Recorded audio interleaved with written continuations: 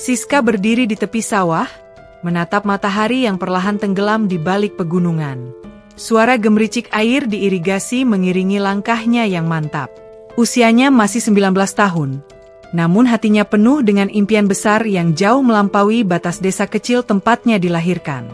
Dia selalu merasa ada sesuatu yang lebih besar yang menantinya di luar sana, di dunia yang belum pernah ia lihat.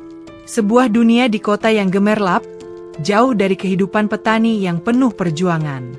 Desa tempat Siska tinggal adalah tempat yang indah tetapi juga penuh keterbatasan. Setiap pagi, ia melihat ayahnya bekerja keras di ladang dan ibunya menjajakan kue keliling dari rumah ke rumah. Meskipun mereka hidup sederhana, Siska selalu merasa bahwa ada lebih banyak hal yang bisa dicapai.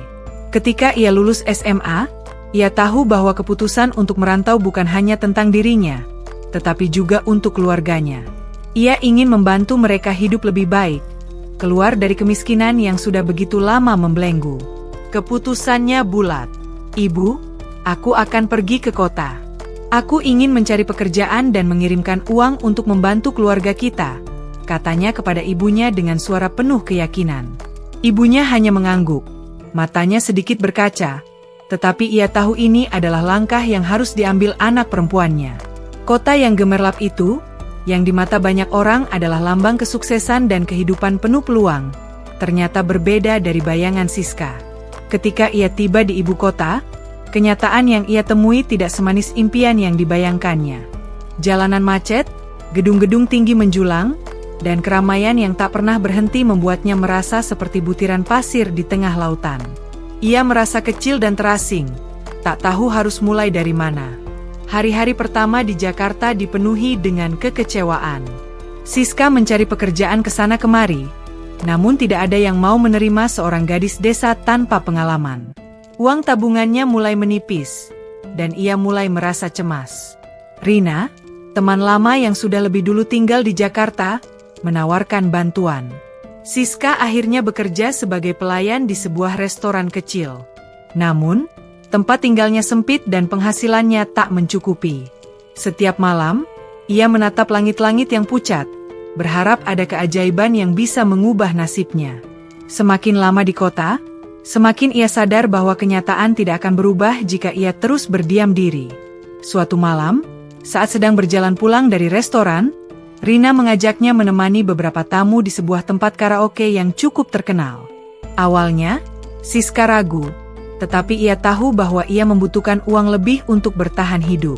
Ini hanya sementara, pikirnya. Namun, malam itu menjadi titik balik yang mengubah jalan hidupnya. Di tempat karaoke itu, suasana gemerlap bercampur gelap. Siska menemani seorang pria parubaya yang memperkenalkan dirinya sebagai Pak Arman. Ia mengenakan jas mahal dan memesan berbagai minuman keras. "Ayo, nyanyikan lagu favoritmu," katanya sambil menyodorkan mikrofon. Ragu-ragu, Siska menyenandungkan sebuah lagu pop yang cukup populer. Sepanjang malam, mereka berbicara sedikit.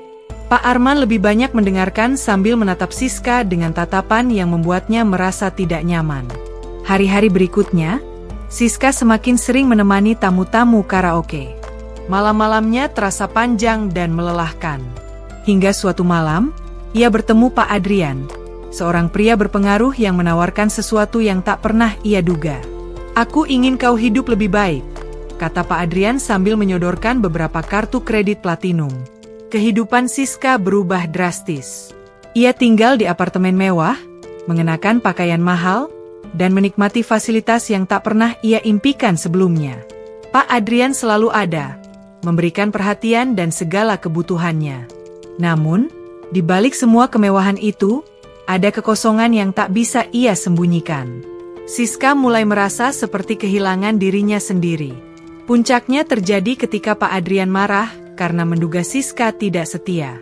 Tuduhan itu membuat Siska terluka dan mempertanyakan kehidupannya. Apakah ia akan terus hidup terperangkap dalam dunia yang tidak pernah ia inginkan? Setiap kali menatap cermin, ia melihat ketidakjujuran dalam matanya. Siska merindukan kehidupan sederhananya di desa, meskipun itu penuh perjuangan. Siska mulai merasakan bahwa hidup yang ia jalani bersama Pak Adrian bukanlah kebahagiaan, melainkan sebuah jebakan yang perlahan-lahan menghancurkannya setiap hari. Terasa seperti rutinitas kosong, di mana segala sesuatu yang ia lakukan hanyalah untuk memenuhi keinginan Pak Adrian, bukan untuk dirinya sendiri. Suasana di apartemen mewah itu, yang dulunya terasa mengagumkan, kini berubah menjadi ruang yang penuh dengan kesunyian dan ketidakpastian. Meski segala kebutuhan materi tercukupi, hidup Siska semakin hampa. Pak Adrian yang dulunya sayang kepadanya kini berubah menjadi pria yang penuh tuntutan. "Kau harus melakukan apa yang kuminta, Siska," ujar Pak Adrian dengan nada dingin suatu hari. Kata-kata itu menghantui Siska. Seakan-akan ia sudah tidak lagi memiliki kontrol atas hidupnya. Setiap langkahnya, setiap keputusan yang ia buat, selalu dirasa berada di bawah kendali Pak Adrian. Siska berusaha menenangkan dirinya, berpikir bahwa mungkin ini adalah harga yang harus dibayar untuk keluar dari kesulitan hidup yang dulu ia alami. Namun, semakin lama, rasa cemas dan ketakutan mulai mendominasi pikirannya. Ia merindukan kebebasan, merindukan saat-saat ketika ia masih bisa tertawa lepas tanpa harus khawatir akan pengawasan yang terus-menerus. Setiap kali Pak Adrian memberinya barang-barang mahal atau mengajaknya makan di restoran mewah, ia merasa ada yang salah, bahwa semua itu hanyalah cara untuk menutup mata dan menghentikan pertanyaan yang muncul di dalam hatinya. Suatu malam, rasa takut akan kehilangan semua yang telah ia dapatkan bertarung dengan keinginannya untuk bebas. Hari-hari terasa hampa di tengah kemewahan. Ia merasa sendirian. Teman-temannya di desa kini terasa begitu jauh darinya. Setiap kali mereka menghubungi, ia merasa malu untuk berbagi tentang kehidupannya sekarang. Ia hanya bisa menjawab dengan kata-kata manis yang menyembunyikan luka yang semakin mendalam. Rina, yang dulu memberikan jalan masuk ke dunia malam, mulai menjauh darinya. Siska merasa kehilangan sosok yang dulu selalu ada di dekatnya. Tiba-tiba, perasaan itu datang begitu kuat, bahwa ia tidak bisa lagi hidup dalam kebohongan ini. Ia tidak bisa terus berada di bawah bayang-bayang Pak Adrian yang selalu mengatur hidupnya. Perasaan itu semakin menguasainya saat ia melihat foto-foto keluarganya yang tergeletak di meja samping tempat tidur. Ia merasa malu telah mengecewakan orang tuanya, yang berharap ia bisa membawa perubahan bagi keluarga mereka. Siska sadar bahwa ia terjebak dalam hidup yang ia pikir akan membawa kebahagiaan, tetapi justru membawa kehancuran. Saat itulah ia menyadari bahwa ia harus mengambil langkah berani. Ia harus melepaskan diri dari bayang-bayang Pak Adrian, meskipun itu berarti kehilangan semua kenyamanan dan kemewahan ini.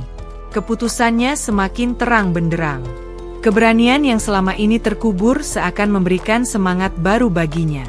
Siska berjalan tanpa tujuan yang pasti, hanya ingin menjauh dari belenggu hidupnya. Tanpa sadar, langkah kakinya membawanya ke sebuah kedai kopi kecil yang sering ia lewati, namun tak pernah sempat ia singgahi. Kedai itu memiliki suasana yang hangat dan nyaman. Di sana, ia memesan secangkir kopi dan duduk termenung, memikirkan hari-harinya yang telah berlalu. Saat itulah ia bertemu dengan seorang pria muda bernama Ardi, seorang pelukis jalanan yang penuh semangat meski hidupnya sederhana. Percakapan dengan Ardi membuat Siska kembali mengenang impian dan harapan yang dulu ia miliki. Di tengah percakapan itu, Siska menyadari sebuah kenyataan yang sulit diterima, bahwa ia telah lama kehilangan dirinya sendiri dalam dunia yang dikendalikan oleh orang lain. Siska pulang ke apartemen dengan perasaan campur aduk. Namun, percakapan dengan Ardi tadi malam memberinya sedikit kekuatan. Ketika Pak Adrian menemui Siska setelah ia pulang, pria itu berbicara dengan nada yang membuat Siska merasa semakin terkekang. Tanpa berkata apa-apa lagi, Siska berbalik, pergi ke kamar, dan menutup pintu dengan hati yang penuh tekad. Pagi berikutnya, Siska tidak lagi melihat Pak Adrian di apartemen. Ia tahu bahwa pria itu pergi untuk beberapa hari, dan kesempatan itu tidak ia sia-siakan. Ia segera mengambil beberapa barang penting, beberapa pakaian, uang yang ia simpan diam-diam, dan foto-foto keluarga yang selalu membuatnya merasa terhubung dengan jati dirinya. Semua yang ada dalam apartemen itu seakan menjadi simbol dari kehidupannya yang telah lama terkubur. Dengan langkah mantap, Siska keluar, meninggalkan kehidupan yang telah menghancurkannya. Di luar sana, Jakarta masih sama, ramai dan penuh dengan hiruk-pikuk. Namun bagi Siska, Dunia itu kini terasa berbeda. Ia tahu bahwa jalan yang ia pilih tidak akan mudah. Tetapi untuk pertama kalinya dalam waktu yang lama, ia merasa bebas. Ia merasa dirinya kembali menemukan harapan. Jangan lupa subscribe mendapatkan update terbaru dari Kisah Ranjang dan pastinya Anda akan selalu mendapatkan update cerita seru.